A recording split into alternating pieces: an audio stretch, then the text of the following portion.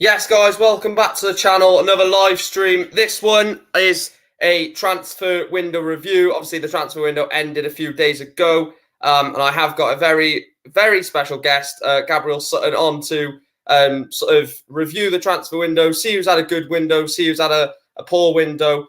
We'll just be talking about a few ins, few outs, and stuff like that. But first of all, before we get into that, how are you doing, my friend? I'm very well, thanks, Mike. It's lovely to be on. I've not been on your show before, so glad to make my debut and chat about all things League Two. Yeah, like I said, his Twitter will be linked in the description, so do go and chuck him a follow. I'll do that after the stream has ended. But let's get straight into it then. We will go in alphabetical order. We're not gonna do it any other way. First team, AFC Wimbledon, relegated from League One last season. Obviously, a major part of their of trying to stay in League One was Jack Rodoni. Lost him to Huddersfield. They've brought in Alex Pearce. They've brought in a couple of other decent players. What would you rate their transfer window? Obviously, Rodoni's a massive loss.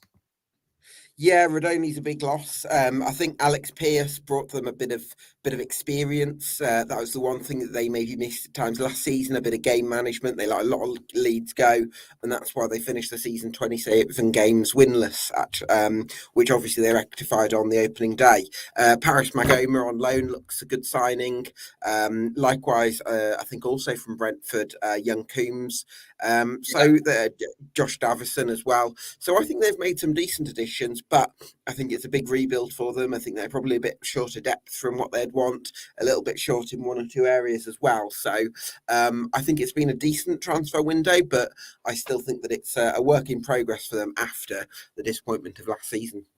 Yeah, obviously keeping Will Nightingale as well as a very good centre back to obviously keep. I thought they potentially were going to lose him to a League One side or maybe higher because he excelled for him in a very bad Wimbledon side last season, I must admit. But he did put a shift in.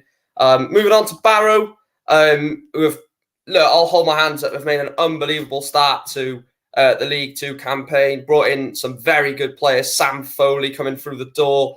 What do you make of Barrow's sort of transfer window? Because Pete Wilders is starting to build something at Barrow, isn't he?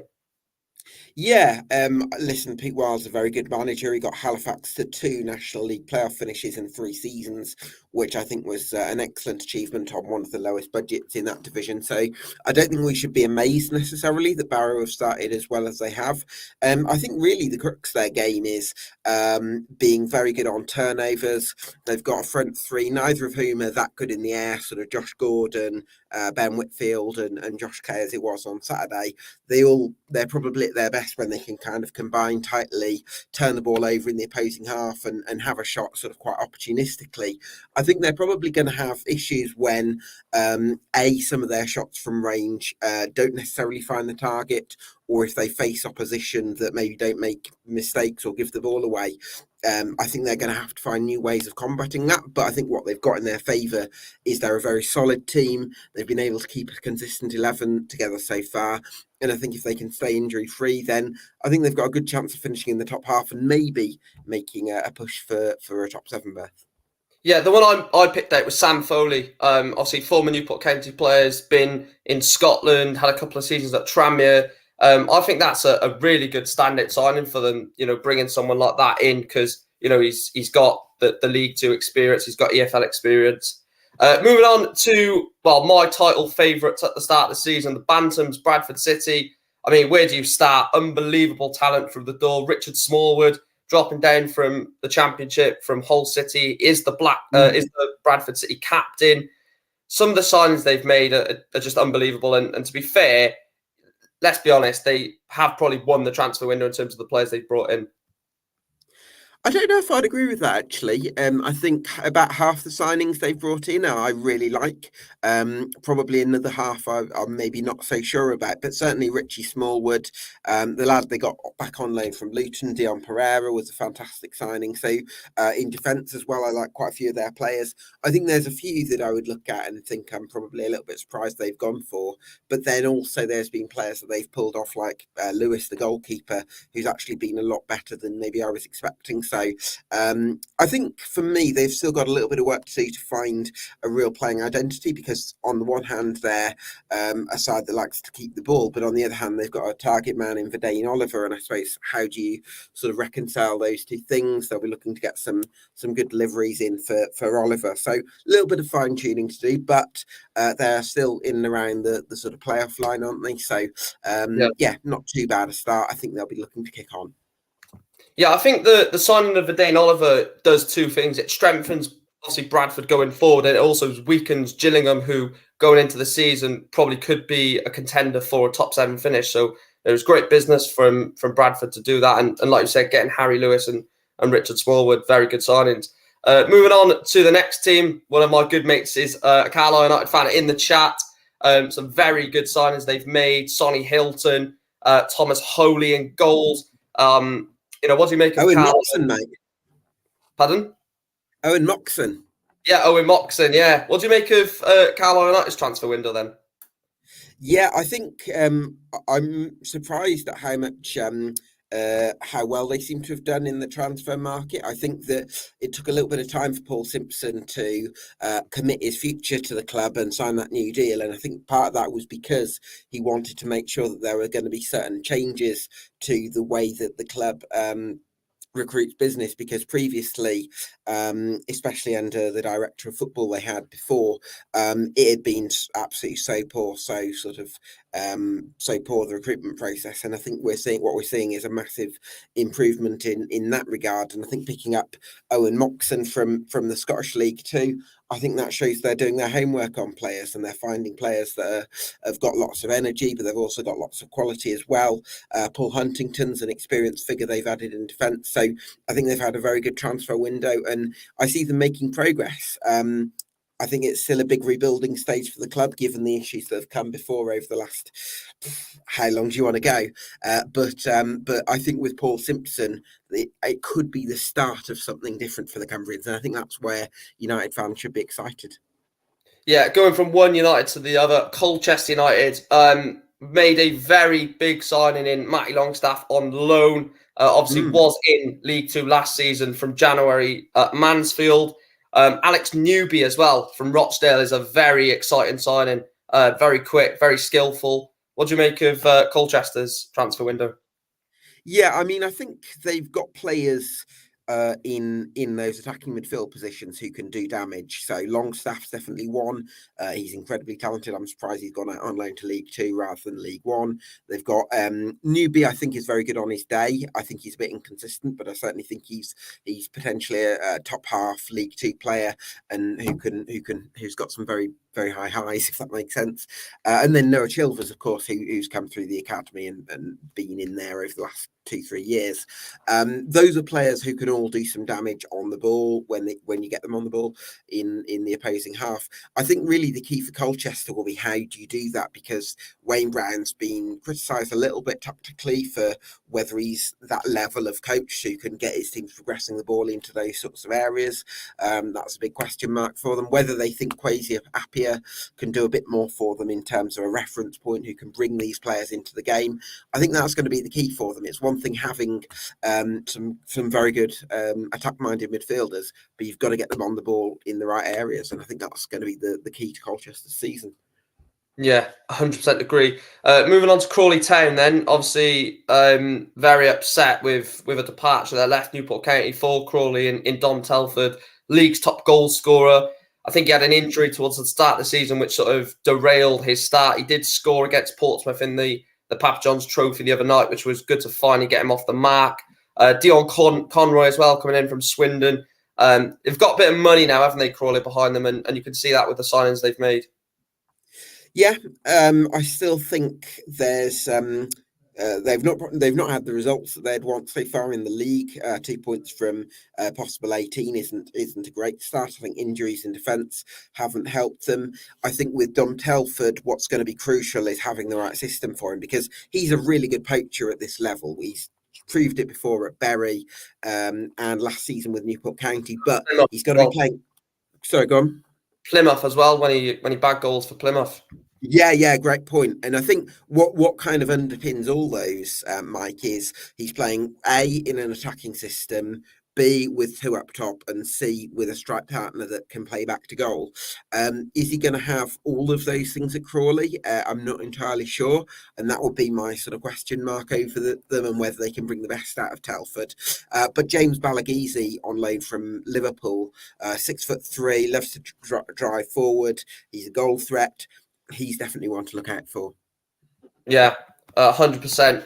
Moving on to another team that took one of our strikers on last season, annoyingly, Crewe Alexandra. I've been really impressed with Crewe's transfer business. Obviously, Courtney Baker-Richardson, Rod McDonald, and Kevin Mellor, both from Carlisle. I think they signed Connor Thomas as well from Cheltenham. Some really good signings from Crewe this season, and they've started to settle in already. Baker-Richardson is on fire. Yeah, I think what we always associate with Crewe Alexandra is this team that plays good passing football, that always keeps it on the deck. We've not really seen that from Alex Morris's side so far. There've been a lot of games where it's been around sort of 35% possession. And I think for now, for where they are, given the issues they had last season, where they lost every week, their defence was so vulnerable, I think that's okay because they've got players like Connor Thomas, you mentioned, in midfield, Rob McDonald in defence, who's that aerial dominator. They've got back to basics, and I think that's probably what they needed in order to have a solid start and just give them a sort of a building block to work from. I guess the concern would be that if this style of football was to continue for the whole season and beyond, whether Crewe fans would want something a little bit different and a little bit closer to what we've come to associate with them in previous years. So that would be the one thing that I would wonder about. But solid start for Crewe, I think. Yeah, moving on to Doncaster Rovers. There's a lot of C teams in League Two. So moving on to Doncaster, some very good signings. Lee Tomlin, very good signing. You look at some of the players they've brought in. Luke Molyneux, I think one thing that I'm impressed with Doncaster, they've looked at the league. Obviously, they haven't been in League Two for a few seasons. They've looked at the league, realised what they need to do, and they've poached probably one of the most underrated players in League Two from last season, Luke Molyneux, and strengthened them but weakened a rival team in the league. So yeah, good business from and Harrison Biggins as well from Fleetwood is a fantastic signing.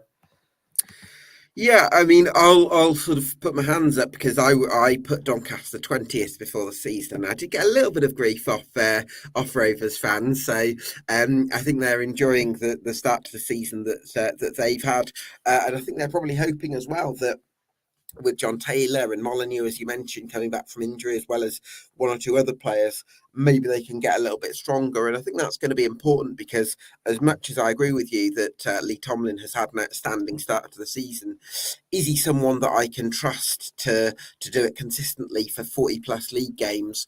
I would probably say no. I think he can produce some moments of quality. I think he's looked surprisingly fit. Gary McJeffrey's got him playing with a smile on his face.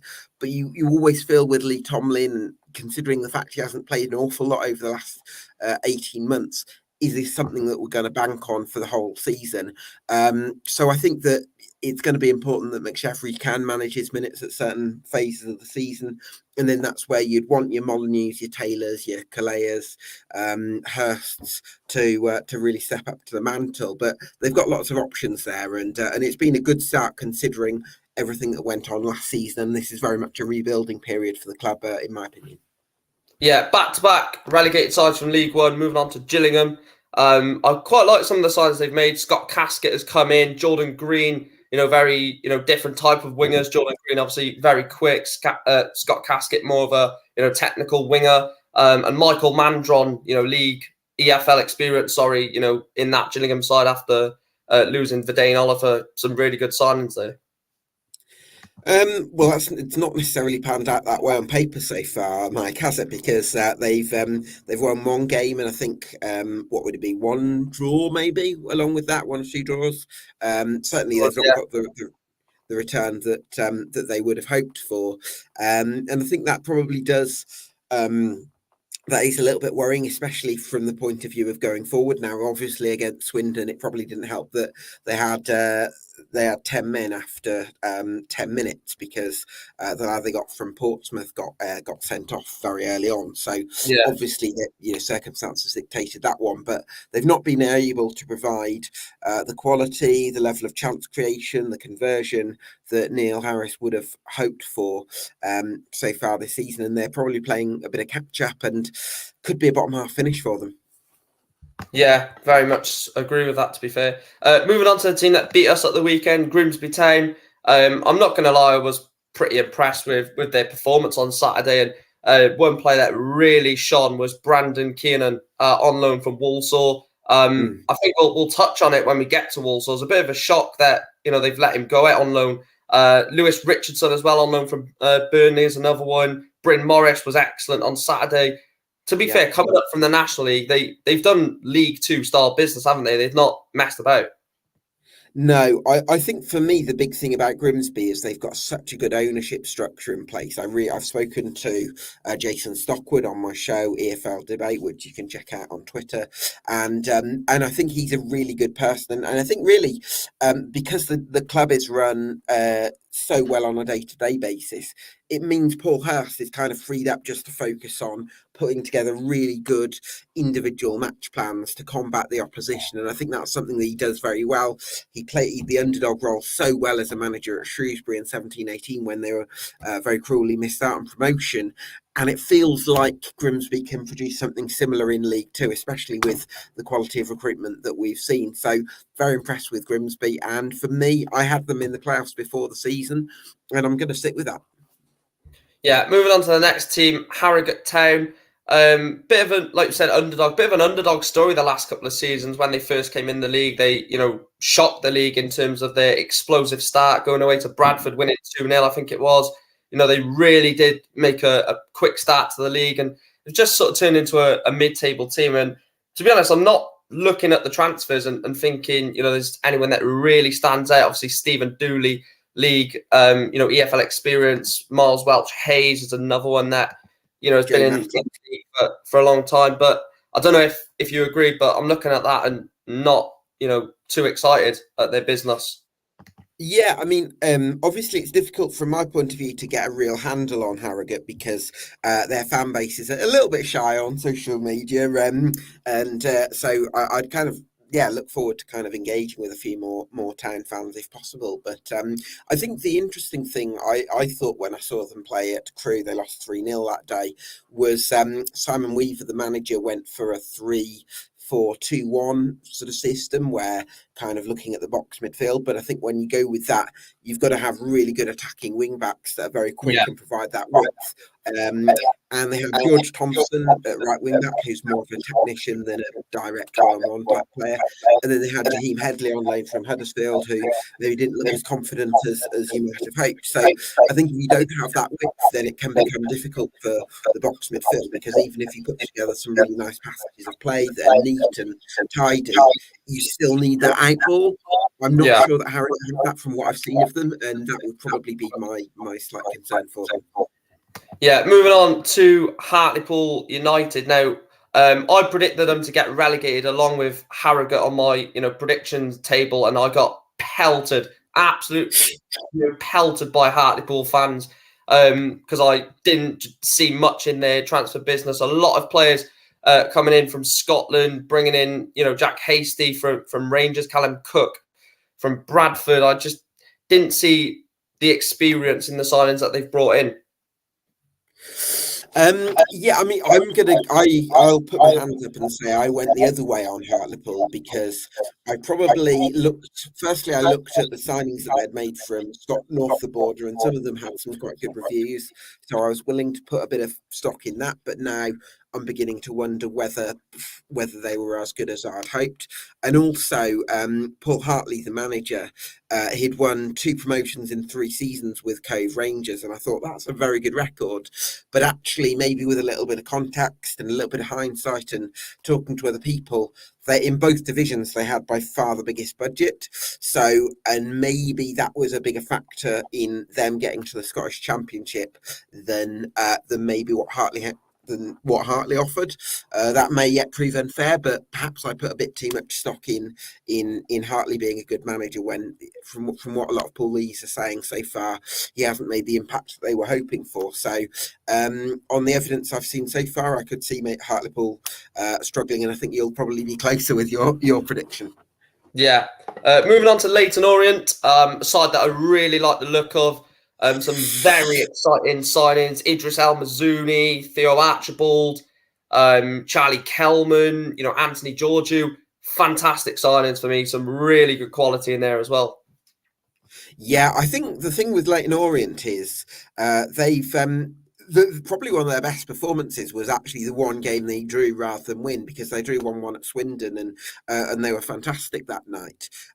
In other games, they've actually not necessarily played that great, but when you've got Theo Archibald, when you've got Paul Smythe, when you've got Soteriou, players like that who can do so much damage in the final third, you can be very productive with actually not that much sort of territory. So I think that if Leighton Orient can start to get a bit more of the controlling games like we've seen at Swindon and maybe in one Grimsby at home, maybe 1 or 2 other games, then I think they could be very dangerous. They'll be hoping Stephen Duke McKenna, who they've got on loan from QPR, can help them with that sort of control in midfield, because I think if they can get that, then they're going to be a very, very difficult team to stop.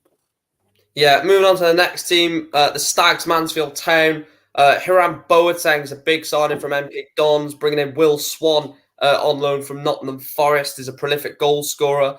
And one of that's gone under the radar, I think, is Scott Flinders. What would you give Mansfield's assessment on the transfer window? Well, I don't think they've been massively busy in the transfer window. I think they've been willing to sort of keep hold of a lot of last season's squad.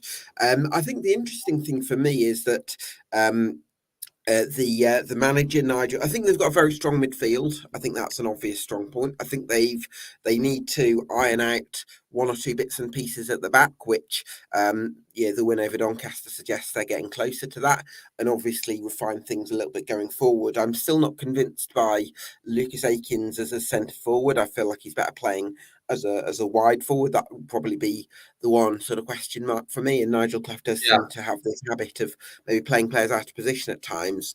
But if they can find a settled 11 and a settled formula, especially with that midfield, I could see them going strong. Yeah, absolutely. Moving on to the next team, my boys, Newport County. Probably a lot of people are waiting to hear your assessment on this. I mean, some signings that have been brought into real note. I think Aaron Wildig, yes, he's picked up an injury, but EFL experience with Morecambe, got promoted with Morecambe. Omar Bogle has surprised a lot of people with the sort of fast start that he's made. But it's more about the outgoings. I think that the amount of players that we've lost this summer. But what would you give Newport's assessment this window? Well, I think a lot of it's going to depend on some of the players that we've not actually seen yet, because obviously Aaron Wildig's injury, I don't think has helped things, because obviously there are a lot of gaps. And we talked about this off air, didn't we, Mike, in terms of the loss of Jake Kane from last season, the loss of Ollie Cooper, who's now doing well for Swansea in the Championship, obviously Finn Azaz as well. You'd have probably ideally wanted Aaron Wildig, with his experience, to be playing. And then when you're looking at Hayden Lindley, who's captain, I think, of Aston Villa's under 23 squad. So I think he could be a really big addition and maybe fix 1 or 2 bits and pieces in Newport's midfield, as well as fitting into the style that James Roby wants. So I think the transfer window really is to be seen. Hopefully you can start to control games a little bit more and get that service into your Zanzalas and your Bogles. Yeah, absolutely. Couldn't agree more. Moving on to Northampton Town, some very, very good signings. Lee Burge coming in, Danny Hilton, Ryan Haynes, obviously, again, from Matt us. Leonard. Yeah. I mean, you look at Northampton's squad, they had a very good squad last season. They were unlucky in the playoffs. Well, not unlucky, but, lost in the playoffs. What do you make of Northampton's? Because they always seem to do well in the transfer window, don't they? Yeah, I think the key for them is the midfield, because last season when Sean McWilliams was out, it was a massive problem for them. I think they dropped sort of Paul Lewis into a deeper midfield role, which didn't really work. But this season, they've brought in Ben Fox, who I think's been injured more recently, but still, I think he did very well at Grimsby last season. And Yeah, Mark Leonard, the guy I mentioned earlier on loan from Brighton. I think he's the League Two Paolo, mate. I really do. I think he's a his fantastic. quality is. I think we were linked to him like 2 seasons ago, but we just never went in for him. Well, yeah. I mean, maybe 2 seasons ago he would have been a different player at that point, but he can collect the ball off the defence and really dictate things and get things moving for the Cobblers. So I think that's a fantastic addition for them, and I think it's going to help them sort of play a little bit differently to maybe they have done in previous seasons. So for me, Mark Leonard's the one for the Cobblers. Moving on to Dale, then, the start to the season that they've made has been, very, very underwhelming. They, lost Connor Grant, which I think was a massive loss to MK Dons in the summer, obviously the replacement for Scott Twine. But you look down at the list at some of the signings, and, they're not bad. Ethan Ebanks Landell, EFL experience, Tyree Sinclair. You'd expect more from Rochdale with the signings they've made. What I'm excited about, Mike, is Scott Quigley, because he's someone who did really well at this level for Barrow a couple of seasons ago. He's a bit of a target man in the sense that he's 6'4", but you can give him the ball to his chest or to his shoulder. He can swivel, and then he's immediately running at defenders. So he's got that.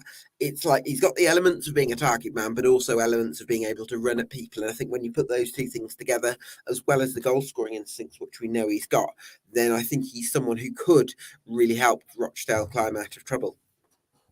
Yeah, moving on to the next team, the Amis, Salford City. Now, I will talk about the incomings, but first of all, Brandon Thomas Asante, massive miss. They brought in Callum Hendry from St Johnstone, got a bit of pedigree. They've brought in Odin Bailey from Birmingham, but the one that I really like the look of is Ethan Galbraith from Manchester. I think he is still on. Yeah, he's still on Man United's books. So yeah, Ethan Galbraith is the main one for me. Yeah, absolutely. He was probably Doncaster's one real shining light in the first half of last season, Mike. Can play as a number 8 or right back. He's got drive. He's got a bit of quality as well. And I think he's really going to add something to Neil Wood's side. So I'd agree with you. I think Galbraith is a big addition. I think a lot's going to depend really on how well they can replace Thomas Asante, because he'd formed such a good front three with Conor McElhenney and the other lad they had, Callum Hendry, as you mentioned.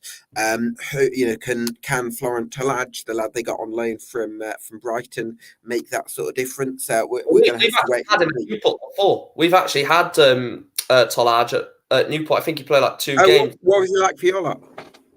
Well, he only played like 25 minutes off the bench and then just didn't play the next game. It was a bit like the signing that we made of Maxime Blanchard a few years ago. We played 1 game against Doncaster and then just never played ever again. So, I couldn't really give you a proper estimation of Talladge, but I know that for Brighton, in their academy squad, he has, been, quite decent for them. Yeah, for sure. So, we'll have to see. But I think really Salford are going to be a much improved side from last year, and because I think they had Gary Bowyer as manager, but he was quite a conservative manager, and they didn't show the level of intent that was kind of in line with the amount of quality at the level they could afford.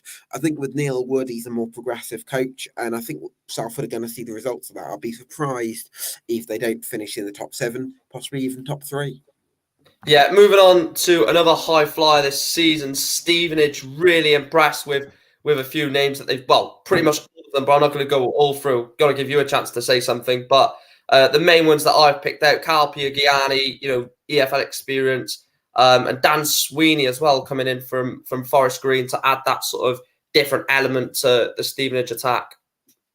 Yeah, totally. I think, Sweeney's actually a defender. He's 6'4", and then Piagiani's a real organizer at the base of at the base of the defence as well. And I'd also add to that they've signed the lad Clark, I think, who was at Max Clark, who was at Rochdale, and then Kane Smith, who was at Boreham Wood. So their defence has improved a lot. And last season they conceded a lot of goals from set pieces. I think with the players they've got this year and the height they've added to the team, I don't see them giving up many chances, or certainly you're not going to score many headers against Stevenage this season. So for me, that's the real strong point, and I think that's why they're probably going to edge out a lot of teams. Yeah, moving on to the new boys into the league, Stockport County. I believe it's 11 years that they've been out of this level, near to that, which is a long, long time. And you look at Edgeley Park, the home games they've had, even the one against Leicester, you can see why they are back in this division. They're a fantastic side, and they've made some very good signings.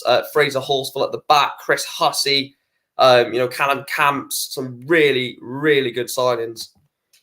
Yeah, I still think that some of the recruits they brought in are yet to really catch fire. I think Fraser Horsfall's made one or two mistakes. Callum Camps hasn't been able to dictate games in the way that maybe he might have liked to. So a little bit of work to do, but I think they got a big win on Saturday. I think if they can iron out some of the individual errors that have really cost them this season, then I see them putting a run together. Yeah, absolutely. Moving on to Sutton, the last few teams in League Two. Sutton have made some, decent signings. I thought they brought in Luke Gambin, the technical midfielder in their midfield. Bringing in Quayne Thomas as well up front from Wrexham. Some couple of good signings, but I think the loss of Adjaboy is a big miss for them. And when he played against us last season, he absolutely rinsed us. And he's done that quite a lot. But when you have the opportunity to move to League One or the Championship, you're always going to take it. But I'd say it's been average window for Sutton. They've tried to iron out the problems of last season. Yeah, I think it was always going to be difficult for them this season because of the expectation that was kind of built up by what they did last year in terms of just missing out on the playoffs on the final day. So that was a bit of a cruel one for them. But I like the additions that they've made late on in the window. Aaron Pierre in defence, I think, is a fantastic signing. A lot of Lincoln fans are surprised they've loaned Charlie Candlelight, the striker, and they've also got in the goalkeeper Lewis Ward from Swindon Town. So I think if you look at those additions, they really strengthen Sutton United, and they're the ones that are probably going to give them a little bit of a chance of doing something this season. But again, I think in the Sutton fan base, it's very much about get to 50 points first and see where they are from there. Because it's easy to forget this is their second ever season as a Football League club. One step at a time for them, I feel. Yeah, moving on to the next team, and probably one of the big talking points of the window, it's Swindon Town. The loss of Harry McCurdy going to Hibs. First of all, what a signing for Hibs that is. A real... I'm not going to say it, but a real get-in-your-face type of player, Harry McCurdy. They've replaced him, in my opinion, with Luke Jeffcott, who's a very good striker. And they've brought some, other decent players in. They've brought in Hepburn Murphy. They've brought in Reece Devine from Manchester United, who I think is a good player. What do you make of Swindon's transfer business this window? Well, I think I'd probably disagree with you in the sense that Luke Jeffcott is a replacement for Harry McCurdy. I can see why you'd sort of say that because it is one forward for another. But I think what McCurdy gives you is a lot in terms of the build-up play, running past people, that bit of individualism. I think with Luke Jeffcott, his link-up play is okay, but his main strength is sort of being there at the back post, that movement, that right place, right time, poacher's instinct, which he showed at Truro and then at Plymouth Argyle, helped them to promotion, and then was their top scorer in League One the following season. More recently, it's dried up for him, and there's been a bit more competition that's maybe made it harder for him. But I think he can show his poaching ability, but only if he's in a team that creates a lot of chances, ideally possession based, and also with a strike partner that does a lot of the legwork. Because in terms of work rate, there's probably room for improvement. I think if he's playing alongside Jacob Wakeling, then he can do the running. But we've often seen Scott Lindsay go for 4-3-3 rather than a 3-4-3-5-2 or anything like that. So is he going to fit in that way? I'm not sure, but I don't think he's a replacement for Harry McCurdy. But if you put him in the right system and create chances for him, he can score goals. Yeah, moving on to the penultimate team, Tranmere Rovers. A couple of good signs that I've picked out. Paul Glatzel from Liverpool, I think, is a very good signing for them. And one underrated one, I think, Ethan Bristow, left wing back. I watched them Tranmere played us a few weeks ago, and he's getting forward down that left hand side. He's defending. He's going. Like I said, he's offensive, and he gives them a real output on that left hand side. Yeah, absolutely. And I think Bristow and Quigley are two very dangerous wing backs or fullbacks for Tranmere. I'm also a huge fan of Elliot Nevitt, the striker. He's just so persistent. He never gives in. Not a new signing, of course, but he had a breakthrough season last year after a big jump up. I think they got him from Warrington Rylands 1906, and yeah, he's just showing so much hunger to be an EFL player. And yeah, I could see him having a very big season this year. Yeah, moving on to the final team then, Walsall. My former manager, absolute legend of Newport County, Michael Flynn, is working his magic again, just exactly what he'd done at Newport, bringing in players to fit his system rather than just bringing in, players that are available. Bringing in Danny Johnson, it's a very good signing. Isaac Hutchinson as well, Brandon Comley. You normally talk about, teams going down to the National League and, finding gems from there. Obviously, he was at Dagenham and Redbridge last season. Some very good signings from Walsall, and Danny Johnson started in probably the best way possible. Yeah, absolutely. I think the thing that stands out to me about Walsall is that they've not got any sort of sexy headline names, although they'll be hoping Danny Johnson can be that. But I think in a lot of areas of the squad, you could swap one player for another and not really have too much of a drop in quality. And I think that's going to be big for them over the course of the season, as well as having got their business done so early in the season. I think that's going to make a massive difference in terms of the synergy and the sort of the ethics of the group and such. So yeah, I think Walsall will finish in the top half. I don't quite see them finishing in the playoffs, but I think they'll have a good season. Yeah, moving on to the final bit then before we wrap this up and let you go. I just wanted to add this at the end for you to give me your signing of the season. It can be any team, just the bit to wrap up, a little bit of fun to wrap up at the end.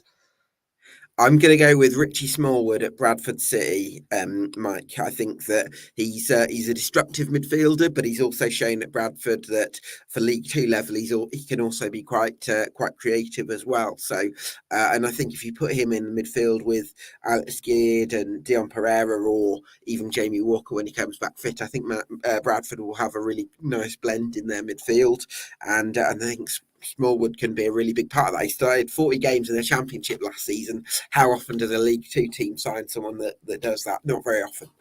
And he's gone straight to captain as well, hasn't he? He's come straight in and is the captain. Yeah. Right. Thanks for joining me for this sort of little transfer review. Like I said, first time I've managed to get you on the channel. Hopefully we'll do more of these soon. But I'll let you just quickly shout out your Twitter and what you do on there.